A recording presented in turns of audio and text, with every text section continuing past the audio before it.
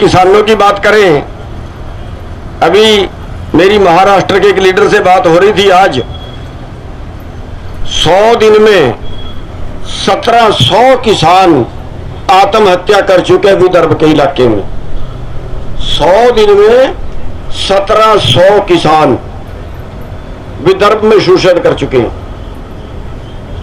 आज 38 बेरोजगार रोजाना सुसाइड कर रहे हैं। हरियाणा बेरोजगारी में टॉपर है। इस साइड में शायद आपके रिवाज कम होगा, हमारी साइड में पंजाब में जो उत्तरी हरियाणा है उसमें कोई गांव ऐसा नहीं है जिसमें कई 100 बच्चे विदेश नहीं जा चुके।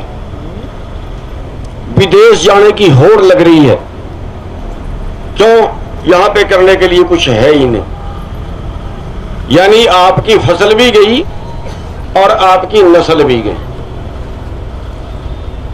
माँ बाप, बूढ़ा माँ बाप यहां है,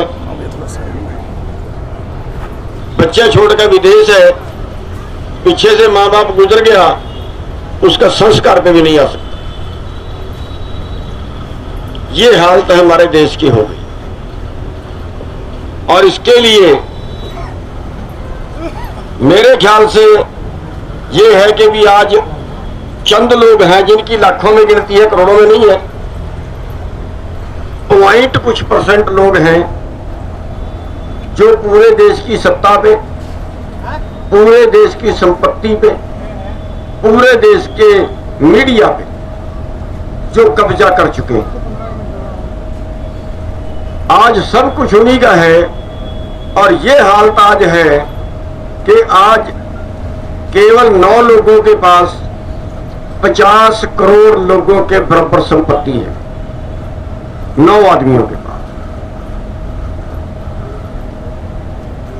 जितना देश के टोटल किसानों पे, पूरे देश के किसानों पे खेती करने का जितना लोन है उसके 2 गुना चंद कंपनियों का माफ कर चुके।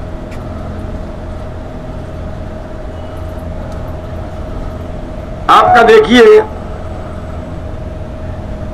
बजट, आपका हिस्सा पहली पंचवर्षीय योजना में खेती का 14% था, जो आज 1% से भी कम रह गया।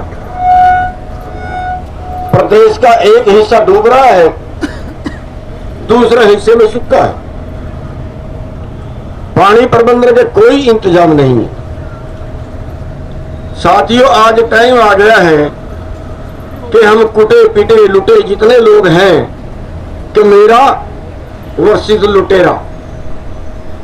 आज लुटेरे चंद लोगों ने, कुछ % लोगों ने आज पूरे कमेरे वर्ग को, चाहे वो दुकान वाले हैं, चाहे वो किसान हैं, चाहे वो कोई और हैं, उन सब को जो है वो उनका शोषण कर रहे हैं। और इसका एक ही विकल्प हमारे पास बचा है कि हम सारे इकट्ठे होकर किसी तरह से लड़ें। सारे वर्ग, केवल किसान नहीं, केवल मजदूर नहीं, केवल कर्मचारी नहीं। उसके लिए 1 तारीख को हम एक मीटिंग भी बुला रहे हैं प्रतिनिधियों की, चाहे वो कर्मचारियों के प्रतिनिधि हैं, चाहे वो व्यापारियों के प्रतिनिधि हैं, वो दुकान वालों के हैं, वो फैक्ट्री वालों के हैं, जिसका हमें एड्रेस मिल रहा है, किसानों के प्रतिनिधि हैं, उन सबको बुला रहे हैं। तो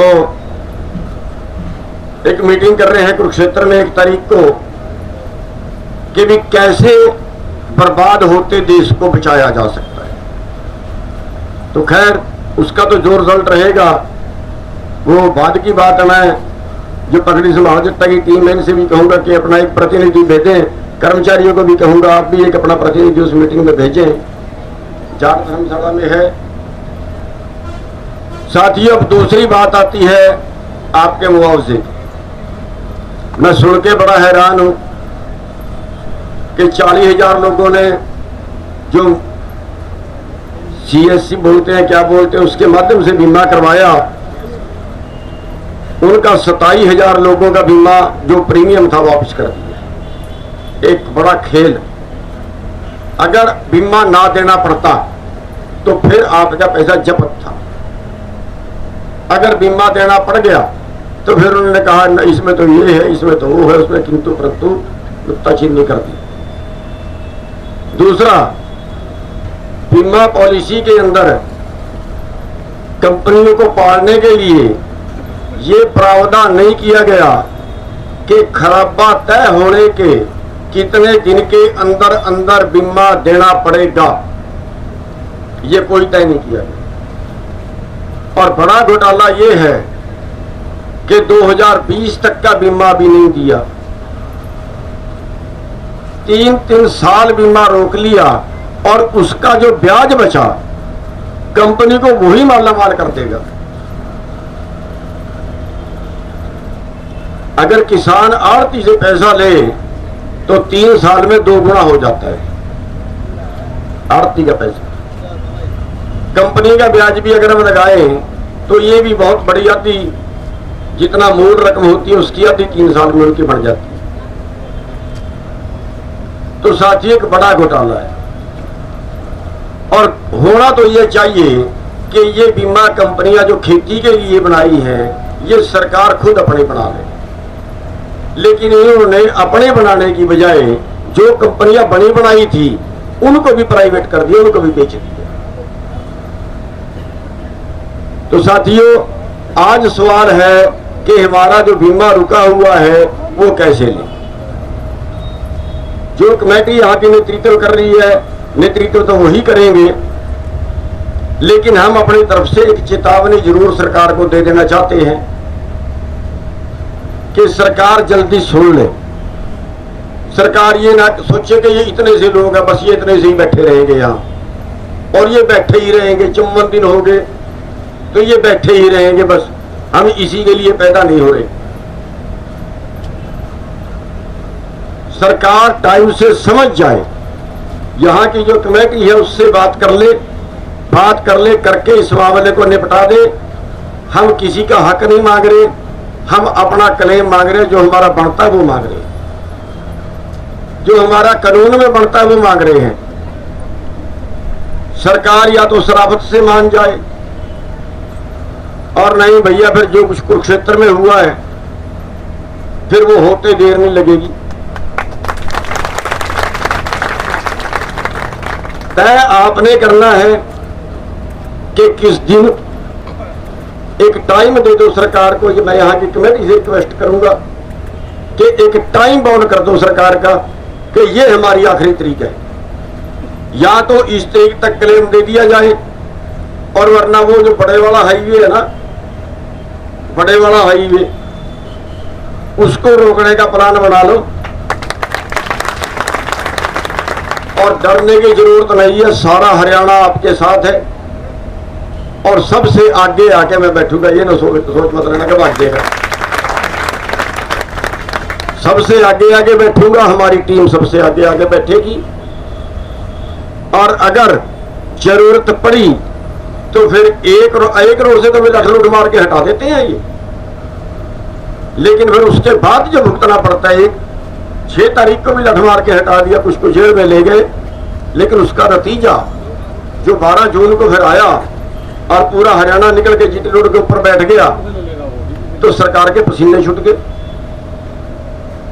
30 घंटे में ये सारी बात मान ली। तो हमें वो ना करना पड़े, उसके पहले मान जाओ। हम दोबारा से चेतावनी दे रहे हैं सरकार, और वरना हमारी मजबूरी होगी। शॉर्ट में नहीं बैठते, किसी को परेशान भी नहीं हम करना चाहते, लेकिन 54 दिन बैठे के बाद भी इतनी गर्मी में, इतनी भीषण गर्मी में 24 दिन बैठने के बाद भी कोई ना सुने तो फिर रास्ता क्या है। तो साथियों मैं चेतावनी देना चाहता हूं सरकार को, यहाँ के प्रशासन को कि शराफत से मान जाए। 2 दिन में 4 दिन में यहाँ की जो कमेटी है उससे बात करके फाइनल कर ले, और यहाँ की कमेटी भी एक लकीर खींच दे कि बस इतनी तारीख तक तुम्हारे पास टाइम है, मान जाओ, और वरना इतनी तारीख के पास लठ में लठा होंगे सड़क के ऊपर, जो होगा देखी जाए। तो साथियों हमारा पूरा समर्थन आपके साथ है, आपके इलाके के साथ है। हमारी टीम पहले भी यहाँ आती रही है, पहले दिन से यहाँ पे आ रही है। आगे भी मैं अपनी टीम को कहूँगा कि पूरा जो है यहाँ पे वो हाजिरी रखे, और जहाँ भी हमारी जरूरत पड़े इस आंदोलन में, किसी और आंदोलन में, कर्मचारियों के भाइयों का भी साथ देंगे। कहीं भी जरूरत पड़े तो हम जो है वो साथ देंगे, और सरकार की जो मौजूदा व्यवस्था है इस व्यवस्था के विरुद्ध लड़ते रहेंगे। आप सबका बहुत बहुत धन्यवाद।